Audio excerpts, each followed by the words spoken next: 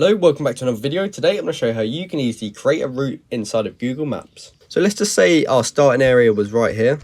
What we would do is click directions, and then if that's your starting area, you'd swap this round and you would choose the destination where you actually want to go.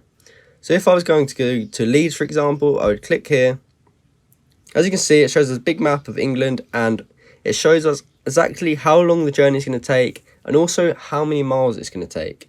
If you're crazy enough to do this by bike ride, you can also select bike, and as you can see, it's going to take you 19 hours and 18 minutes. And if you're even crazier, you can walk it, but that's going to take you 2 days and 15 minutes. So you can choose these options at the top to select exactly what sort of transport you're going to be doing. So if you ever need to change the location of where you're going from or where you're heading to, you simply just click whichever box at the top here and you can change it. And then when you're happy with the route and you want to go, just select start and it will go. I hope you found this video helpful. If you did, please comment down below and like and subscribe for more. Thank you for watching.